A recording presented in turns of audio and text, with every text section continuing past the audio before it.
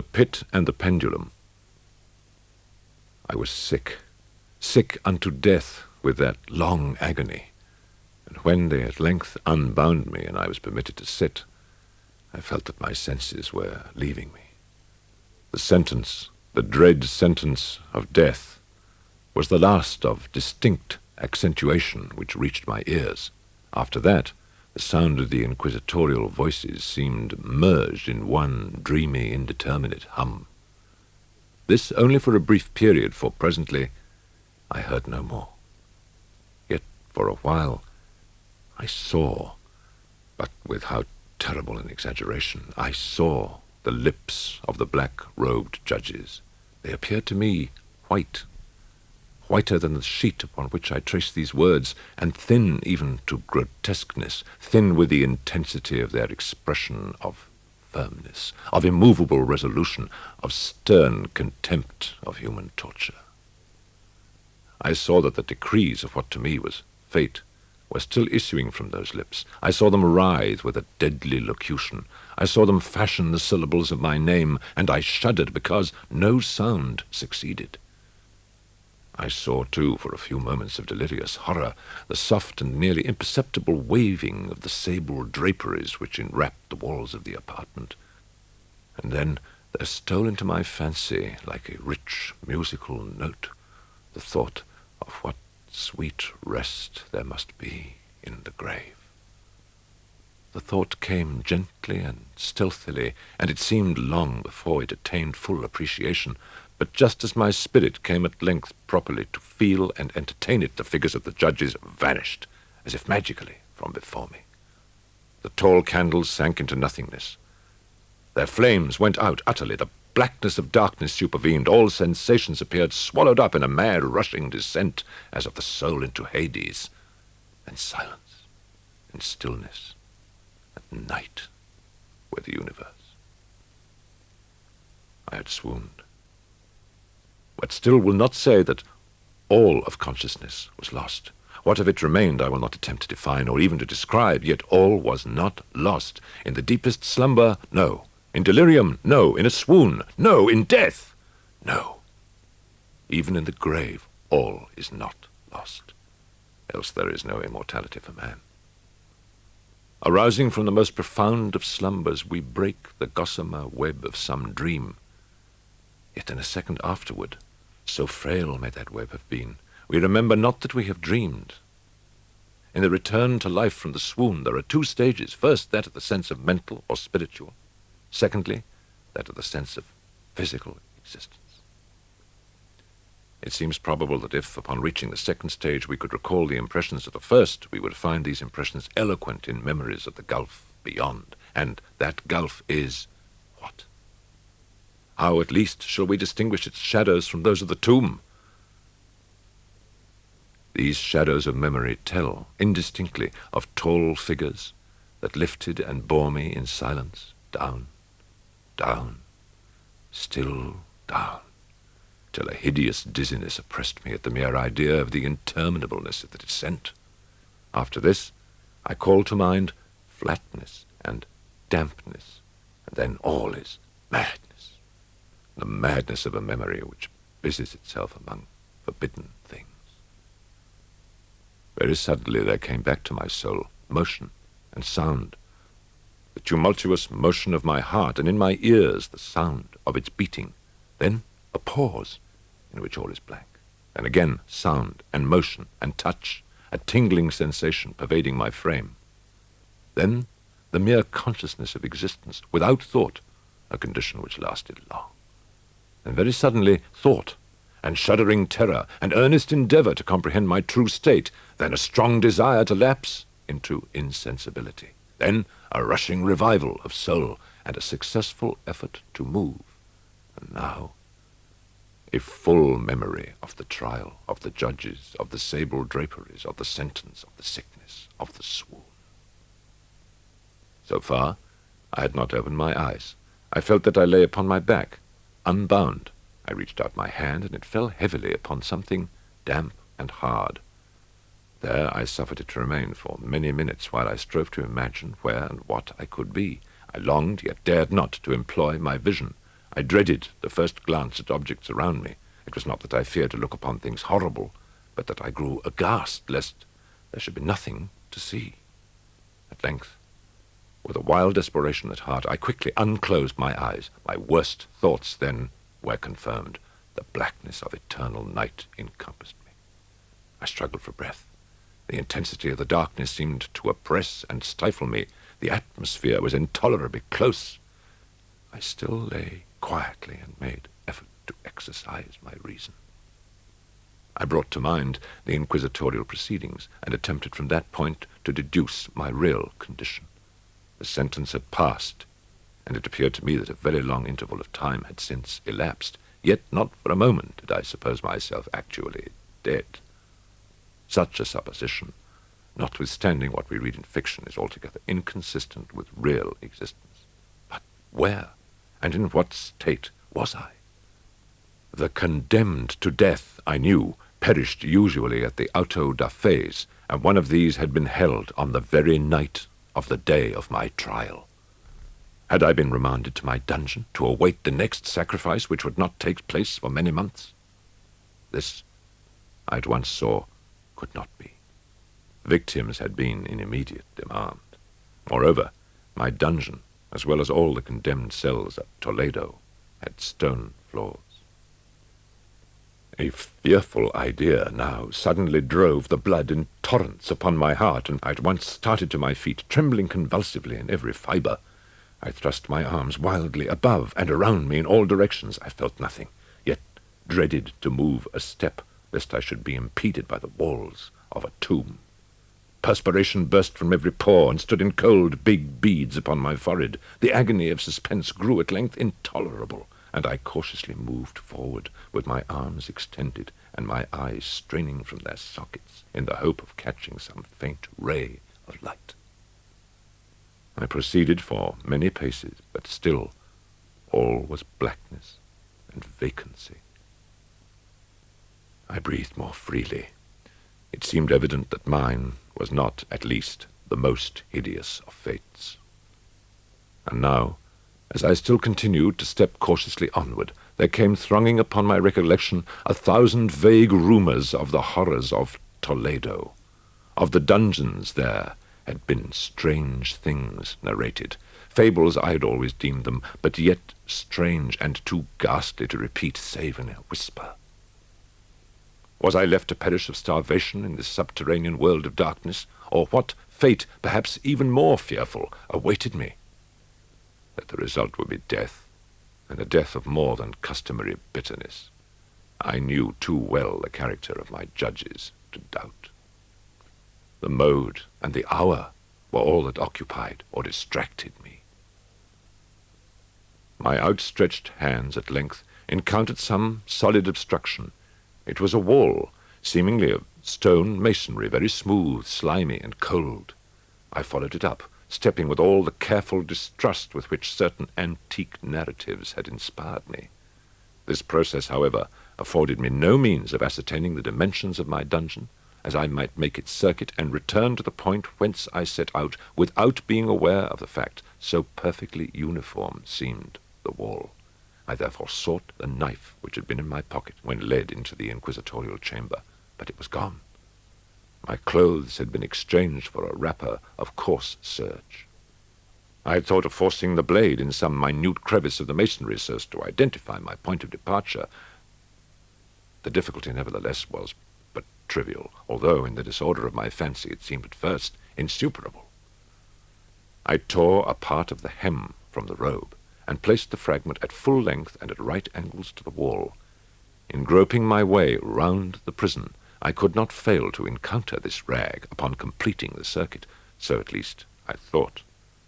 But I had not counted upon the extent of the dungeon, or upon my own weakness. The ground was moist and slippery. I staggered onward for some time, when I stumbled and fell. My excessive fatigue induced me to remain prostrate, and sleep soon overtook me as I lay. Upon awaking and stretching forth an arm, I found beside me a loaf and a pitcher with water. I was too much exhausted to reflect upon this circumstance, but ate and drank with avidity. Shortly afterward, I resumed my tour around the prison, and with much toil came at last upon the fragment of the serge. Up to the period when I fell, I had counted 52 paces, and upon resuming my walk, I had counted 48 more when I arrived at the rag. There were in all, then, 100 paces. And admitting 2 paces to the yard, I presumed the dungeon to be 50 yards in circuit. I had little object, certainly no hope in these researches, but a vague curiosity prompted me to continue them. Quitting the wall, I resolved to cross the area of the enclosure. At first, I proceeded with extreme caution, for the floor, although seemingly of solid material, was treacherous with slime. At length, however, I took courage, and did not hesitate to step firmly, endeavoring to cross in as direct a line as possible. I had advanced some 10 or 12 paces in this manner when the remnant of the torn hem of my robe became entangled between my legs. I stepped on it and fell violently on my face. In the confusion attending my fall, I did not immediately apprehend a somewhat startling circumstance, which yet, in a few seconds afterward, and while I still lay prostrate, arrested my attention. It was this. My chin rested upon the floor of the prison, but my lips and the upper portion of my head touched nothing. At the same time, my forehead seemed bathed in a clammy vapor, and a peculiar smell of decayed fungus arose to my nostrils. I put forward my arm and shuddered to find that I had fallen at the very brink of a circular pit, whose extent, of course, I had no means of ascertaining at the moment. Groping about the masonry just below the margin, I succeeded in dislodging a small fragment and let it fall into the abyss. For many seconds I hearkened to its reverberations as it dashed against the sides of the chasm in its descent. At length there was a sullen plunge into water, succeeded by loud echoes. At the same moment there came a sound resembling the quick opening and as rapid closing of a door overhead, while a faint gleam of light flashed suddenly through the gloom, and as suddenly faded away. I saw clearly the doom which had been prepared for me, and congratulated myself upon the timely accident by which I had escaped. Another step before my fall, and the world had seen me no more, and the death just avoided was of that very character which I had regarded as fabulous and frivolous in the tales respecting the Inquisition. To the victims of its tyranny there was the choice of death with its direst physical agonies, or death with its most hideous moral horrors. I had been reserved for the latter. By long suffering, my nerves had been unstrung, until I trembled at the sound of my own voice, and had become in every respect a fitting subject for the species of torture which awaited me. Shaking in every limb, I groped my way back to the wall, resolving there to perish rather than risk the terrors of the wells, of which my imagination now pictured many in various positions about the dungeon. In other conditions of mind, I might have had courage to end my misery at once by a plunge into one of these abysses, but now I was the veriest of cowards. Neither could I forget what I had read of these pits, that the sudden extinction of life formed no part of their most horrible plan. Agitation of spirit kept me awake for many long hours, but at length I again slumbered. Upon arousing, I found by my side, as before, a loaf and a pitcher of water. A burning thirst consumed me, and I emptied the vessel at a draught. It must have been drugged, for scarcely had I drunk before I became irresistibly drowsy.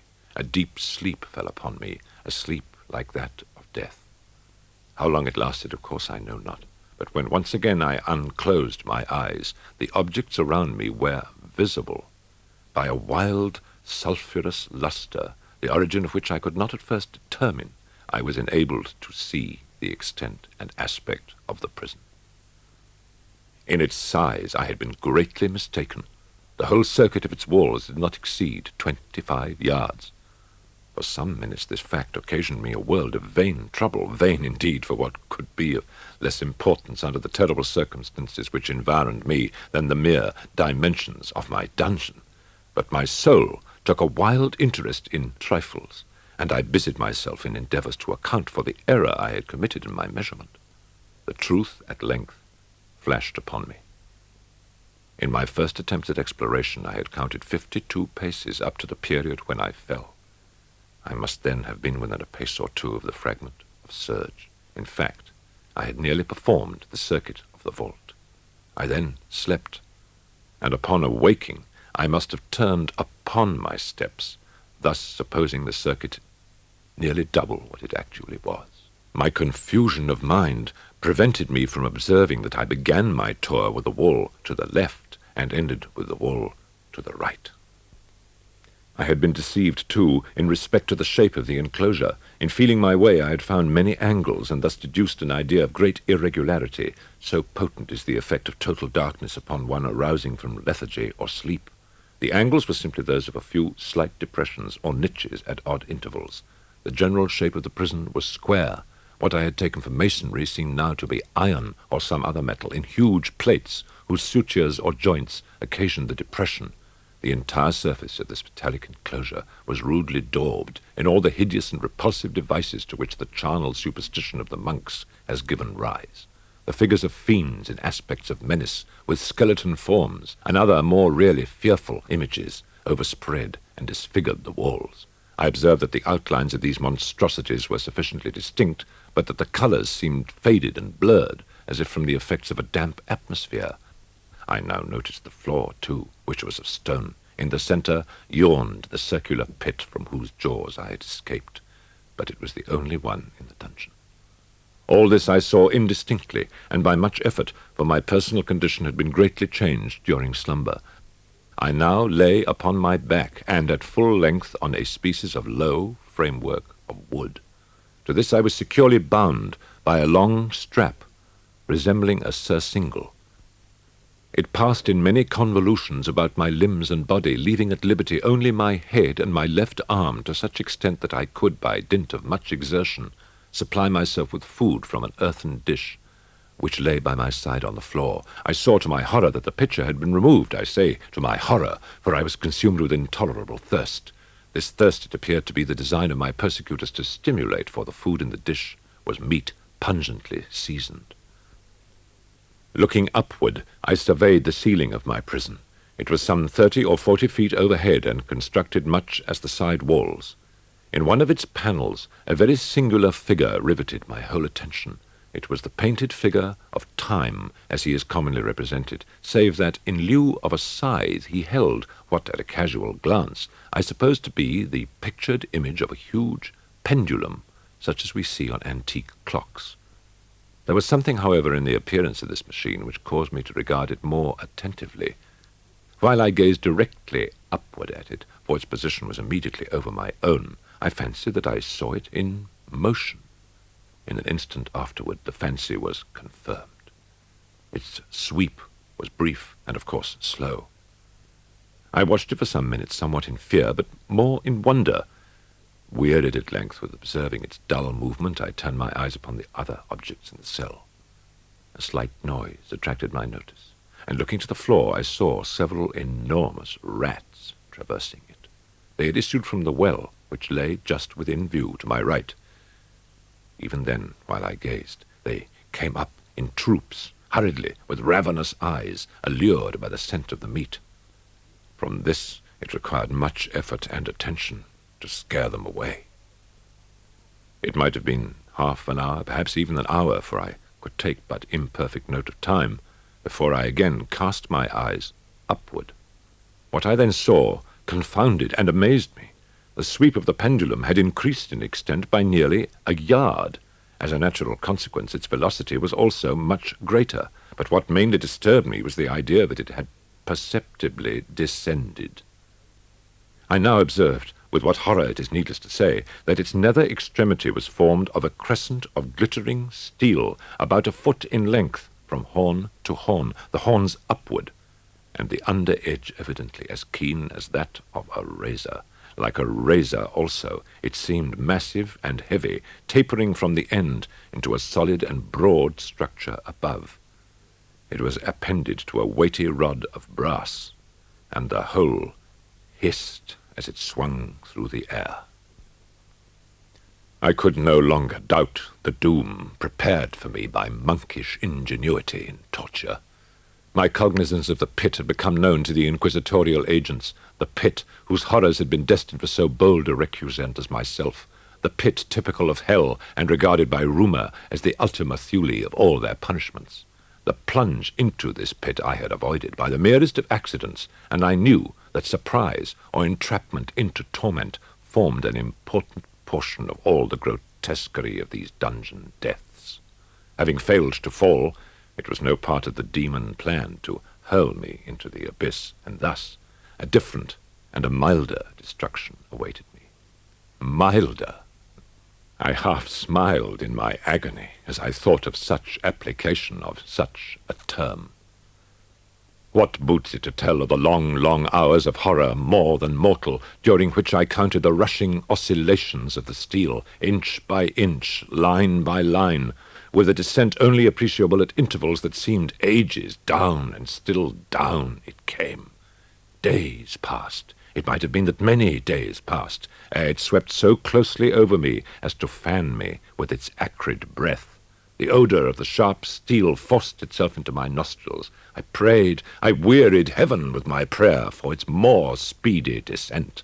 I grew frantically mad, and struggled to force myself upward against the sweep of the fearful scimitar, and then I fell suddenly calm, and lay smiling at the glittering death, as a child at some rare bauble. There was another interval of utter insensibility. It was brief, for upon again lapsing into life, there had been no perceptible descent in the pendulum. But it might have been long, for I knew there were demons who took note of my swoon, and who could have arrested the vibration at pleasure. Upon my recovery, too, I felt very, inexpressibly sick and weak, as if through long inanition. Even amid the agonies of that period, the human nature craved food.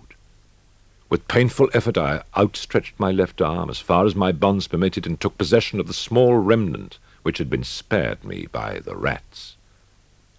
As I put a portion of it within my lips, there rushed to my mind a half-formed thought of joy, of hope. Yet what business had I with hope? It was, as I say, a half-formed thought. Man has many such, which are never completed. In vain I struggled to perfect, to regain it. Long suffering had nearly annihilated all my ordinary powers of mind. I was an imbecile, an idiot. The vibration of the pendulum was at right angles to my length. I saw that the crescent was designed to cross the region of the heart. It would fray the serge of my robe. It would return and repeat its operations again and again. Notwithstanding its terrifically wide sweep, some 30 feet or more, and the hissing vigor of its descent, sufficient to sunder these very walls of iron, still the fraying of my robe would be all that for several minutes it would accomplish. And at this thought I paused. I dared not go further than this reflection. I dwelt upon it with a pertinacity of attention, as if, in so swelling, I could arrest here the descent of the steel. I forced myself to ponder upon the sound of the crescent as it should pass across the garment, upon the peculiar, thrilling sensation which the friction of cloth produces on the nerves. I pondered over all this frivolity until my teeth were on edge. Down, steadily down, it crept. I took a frenzied pleasure in contrasting its downward with its lateral velocity, to the right, to the left, far and wide, with the shriek of a damned spirit, to my heart, with the stealthy pace of the tiger. I alternately laughed and howled as the one or the other idea grew predominant. Down, certainly relentlessly down. It vibrated within 3 inches of my bosom.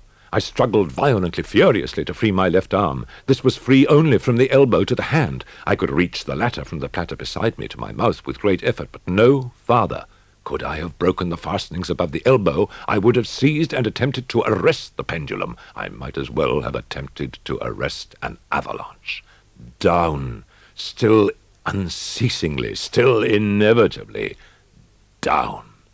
I gasped and struggled at each vibration. I shrank convulsively at its every sweep. My eyes followed its outward or upward whirls with the eagerness of the most unmeaning despair. They closed themselves spasmodically at the descent, although death would have been a relief. Oh, how unspeakable!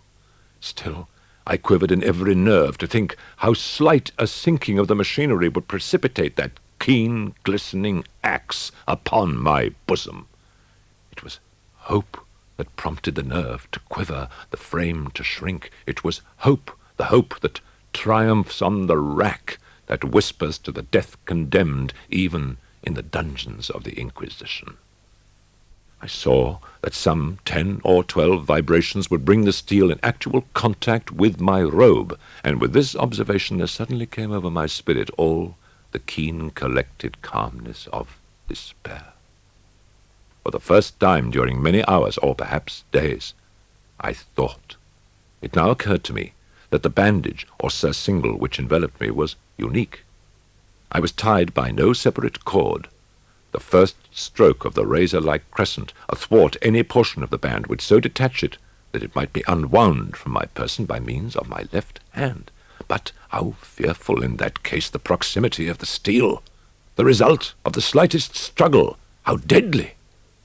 Was it likely, moreover, that the minions of the torturer had not foreseen and provided for this possibility? Was it probable that the bandage crossed my bosom in the track of the pendulum?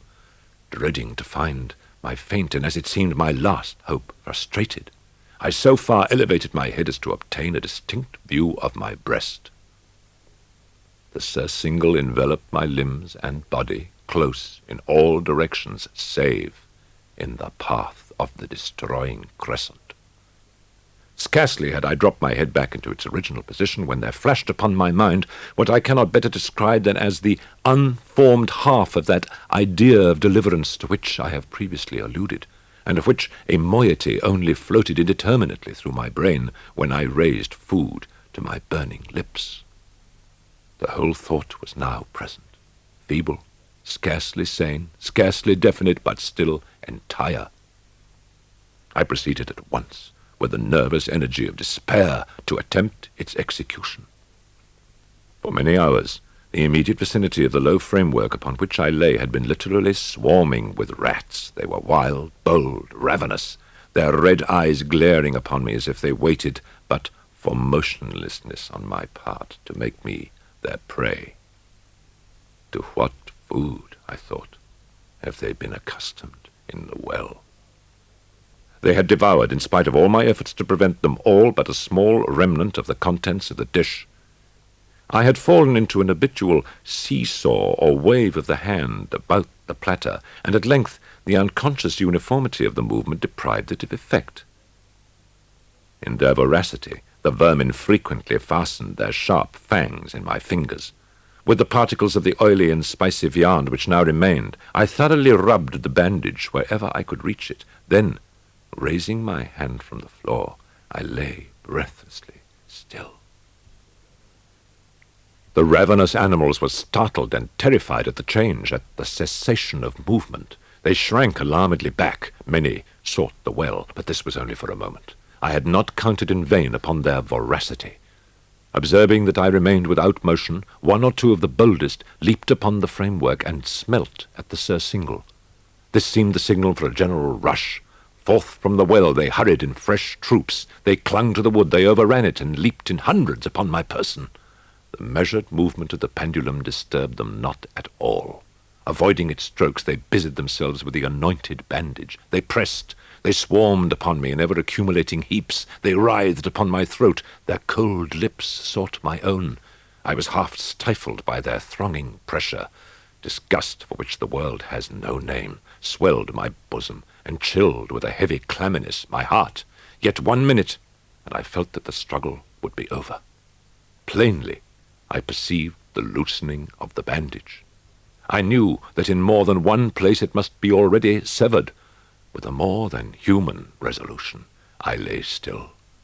Nor had I erred in my calculations, nor had I endured in vain. I at length felt that I was free. The surcingle hung in ribbons from my body, but the stroke of the pendulum already pressed upon my bosom. It had divided the serge of the robe. It had cut through the linen beneath. Twice again it swung, and a sharp sense of pain shot through every nerve. But the moment of escape had arrived. At a wave of my hand, my deliverers hurried tumultuously away, with a steady movement, cautious, sidelong, shrinking, and slow. I slid from the embrace of the bandage and beyond the reach of the scimitar. For the moment, at least, I was free. Free, and in the grasp of the Inquisition. I had scarcely stepped from my wooden bed of horror upon the stone floor of the prison when the motion of the hellish machine ceased, and I beheld it drawn up by some invisible force through the ceiling. This was a lesson which I took desperately to heart. My every motion was undoubtedly watched. Free. I had but escaped death in one form of agony, to be delivered unto worse than death in some other. With that thought I rolled my eyes nervously around on the barriers of iron that hemmed me in. Something unusual, some change which at first I couldn't appreciate distinctly, had taken place in the apartment. For many minutes of a dreamy and trembling abstraction, I busied myself in vain, unconnected conjecture. The mystery of the alteration in the chamber broke at once upon my understanding. I have observed that although the outlines of the figures upon the walls were sufficiently distinct, yet the colours seemed blurred and indefinite.